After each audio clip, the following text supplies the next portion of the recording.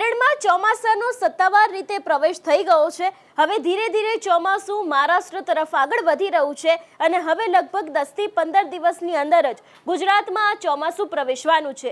એક તરફ ગુજરાતમાં એવું પણ કહેવામાં આવી રહ્યું છે કે ચોમાસું છે તે જે રીતે લગભગ 15 થી 20 તારીખની આસપાસ પ્રવેશ કરતું હોય છે એના બદલે આ વખતે આ ચોમાસું મોડું પ્રવેશવાનું છે। પણ અત્યારે હાલ ગુજરાતમાં ઘણા બધા એવા વિસ્તારો છે કે જ્યાં ક્યાંક વાતાવરણમાં પલટો આવ્યો છે અને એની જ સાથે ઘણા બધા એવા વિસ્તારો છે કે જ્યાં હળવોથી મધ્યમ વરસાદ પણ જોવા મળી રહ્યો છે।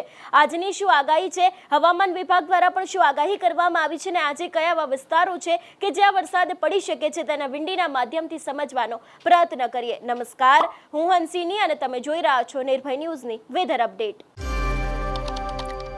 अपने करियर को दे एक नई उड़ान। गुजरात की एकमात्र विश्वसनीय यूनिवर्सिटी यानी Sankal Chand Patel university Visnagar Gujarat. Admission open 2026। IBM, robotics, drone और AI इंटीग्रेटेड के साथ B Tech, cloud and DevOps with IBM, BSc IT, animation, VFX, diploma, computer science, management studies, science, commerce और डिजाइन। 900 से भी ज्यादा बेड वाला अत्याधुनिक अस्पताल, ग्लोबल लेवल का स्पोर्ट्स कॉम्प्लेक्स और रिसर्च सेंटर की सुविधा, मॉडर्न लैब्स, एक्सपर्ट फैकल्टी और ग्लोबल कंपनियों में प्लेसमेंट के लिए विश्व स्तरीय विद्याधाम यानी Sankal Chand Patel university Visnagar Gujarat. Better education for a better tomorrow. Admission के लिए आज ही संपर्क करें 9736362020। વાત કરવામાં આવે ગુજરાતની પ્રી મોન્સૂન એક્ટિવિટીને કારણે ગુજરાતમાં ઘણા બધા એવા વિસ્તારો છે કે જ્યાં ક્યાંક ભારે વરસાદ જોવા મળ્યો હતો। હવે જ્યારે ધીરે ધીરે ગુજરાતથી ચોમાસું નજીક આવી રહ્યું છે ત્યારે આજે પણ ઘણા બધા એવા વિસ્તારો છે કે જ્યાં ક્યાંક વરસાદ પડવાની શક્યતા છે। સૌથી પહેલા તો વિંડીના માધ્યમથી સમજવાનો પ્રયત્ન કરીએ।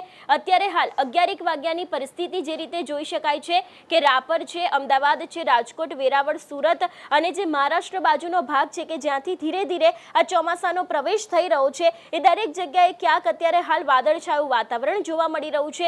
બીજી તરફ વાત કરવામાં આવે તો તેના આસપાસના જે વિસ્તારો છે એટલે કે અત્યારે કહી શકાય કે ભોપાલ છે એની પણ અસર ક્યાંક અહીંયા જોવા મળી રહી છે અને અહીંયા પણ ક્યાંક હળવોથી મધ્યમ વરસાદ અત્યારે હાલ આ દરેક વિસ્તારોમાં જોવા મળી રહ્યો છે।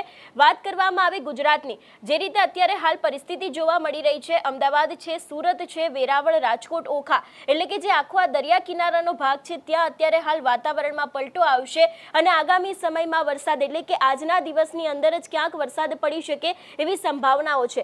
હવે વાત કરવામાં આવે લગભગ 1 વાગ્યાની પરિસ્થિતિ શું રહેવાની છે। 1 વાગ્યાની આસપાસ જોઈ શકાય છે કે ધીરે ધીરે હવે આ સૌરાષ્ટ્ર છે એની અંદર વરસાદ છે તે દેખાઈ રહ્યો છે। એમાં પણ ખાસ કરીને જૂનાગઢ છે, વેરાવળ છે, પોરબંદર, ઓખા, રાજકોટ, ભાવનગરની આસપાસના વિસ્તારોમાં વરસાદ જોવા મળી રહ્યો છે, વડોદરામાં વરસાદ જોવા મળી રહ્યો છે, અમદાવાદમાં પણ ક્યાંક વાદળછાયું વાતાવરણ રહેવાની શક્યતા છે, મહેસાણાની અંદર ભારે વરસાદ જોવા મળી રહ્યો છે અને ક્યાંક વાત કરવામાં આવે સુરત, વાપી છે એ પણ દરેક જગ્યાએ વાદળછાયા વાતાવરણની સાથે હળવોથી મધ્યમ વરસાદ આજના દિવસે વરસી શકે છે એવી શક્યતા લગભગ બપોરે 1 વાગ્યાની આસપાસ જોવા મળી રહી છે। એ બાદ વાત કરવામાં આવે સાંજના સમયની પરિસ્થિતિ કેવી રહેવાની છે। 4 વાગ્યાની આસપાસ પણ અત્યારે હાલ એ જ પરિસ્થિતિ જોવા મળી રહી છે। જૂનાગઢ છે, પોરબંદર છે, વેરાવળ છે, મહુવા, ભાવનગર, વડોદરા, અમદાવાદ, મહેસાણામાં વરસાદ છે તે યથાવત જોવા મળી રહ્યો છે એટલે કે કદાચ ક્યાંક બપોરથી વરસાદી ઝાપટાની શરૂઆત થાય તો એ જ વરસાદી ઝાપટા છે તે લગભગ સાંજે 4 થી 5 વાગ્યા સુધી પડી શકે છે એવી સંભાવના અત્યારે હાલ વિંડીના માધ્યમથી જોઈ શકાય છે। એ બાદ વાત કરવામાં આવે કે લગભગ 6-1 વાગ્યાની આસપાસની પરિસ્થિતિ કેવી રહેવાની છે। હવે ધીરે ધીરે આ વરસાદ છે તે ક્યાંક ગુજરાતમાં વધી રહ્યો છે કારણ કે પહેલા ભાવનગરમાં હળવોથી મધ્યમ વરસાદ જોવા મળતો હતો, એમાં પણ દરિયાકાંઠાનો વિસ્તાર છે એટલે અહીંયા ક્યાંક હવે ભારે વરસાદ પડવાની આજે લગભગ 6 થી 7 વાગ્યાની આસપાસની સંભાવના દેખાઈ રહી છે। રાજકોટની અંદર વરસાદ પડી શકે છે, વેરાવળ છે, પોરબંદર છે, સુરત છે, વાપી છે, આ પણ દરેક જગ્યાએ વરસાદ પડવાની સંભાવના છે। મહેસાણામાં પણ એ જ પરિસ્થિતિ જોવા મળી રહી છે કે અહીંયા પણ ક્યાંક ભારે વરસાદ છે તે આજના દિવસે વરસી શકે છે। જે રીતે જોઈ શકાય છે કે જે ઉત્તર ગુજરાત બાજુનો ભાગ છે ત્યાં પણ ક્યાંક વરસાદ પડવાની સંભાવના અત્યારે હાલ પૂરતી જોવા મળી રહી છે। રાત્રે લગભગ 10 વાગ્યાની વાત કરવામાં આવે તો ગુજરાતની અંદર વરસાદનું આજે જોર છે તે ઘટી રહ્યું છે। અત્યારે હાલ ગુજરાતની અંદર ક્યાંય પણ વરસાદ નથી જોવા મળતો ફક્ત ને ફક્ત કહી શકાય કે જે દરિયાકાંઠાના વિસ્તાર છે એટલે કે પોરબંદર છે, વેરાવળ છે, મહુવા છે, ભાવનગર છે, ત્યાં ક્યાંક વાતાવરણમાં પલટો આવી શકે છે અને હળવોથી મધ્યમ વરસાદ પડી શકે છે એવી સંભાવના છે. આની પહેલાં આપણે જોયું હતું કે પ્રી મોન્સૂન એક્ટિવિટીને કારણે ગુજરાતની અંદર ક્યાંક વરસાદ છે તે જોવા મળ્યો હતો. પ્રી મોન્સૂન એક્ટિવિટીનો હમણાં એક રાઉન્ડ છે તે પૂર્ણ થયો છે. લગભગ 1 થી લઈને 8 તારીખ સુધીનો આ રાઉન્ડ હતો. એની અંદર જ ઘણા બધા એવા વિસ્તારો છે કે જ્યાં ક્યાંક આપણે વરસાદી રાઉન્ડ જોયો હતો અને હવે ધીરે ધીરે ગુજરાતમાં સત્તાવાર રીતે ચોમાસું છે તે પ્રવેશવાનું છે. જો કે આ વખતે મેં પહેલાં પણ કહ્યું એ રીતે અને હવામાન નિષ્ણાંતો છે એ લોકો પણ આગાહી કરી રહ્યા છે કે જે રીતે ચોમાસું હંમેશા 15 થી 20 તારીખની વચ્ચે ગુજરાતમાં બેસી જતું હોય છે અને વરસાદી ઝાપટા છે એની શરૂઆત થઈ જતી હોય છે અને ખાસ કરીને જે દરિયાકાંઠાના વિસ્તારો છે ત્યાંની અસર વધારે જોવા મળતી હોય છે. પણ આ વખતે આ જ ચોમાસું છે તે લગભગ 10 દિવસ જેટલું મોડું ચાલી રહ્યું છે એટલે અત્યારે પણ ક્યાંક તેની અસર છે તે જોવા મળી રહી છે.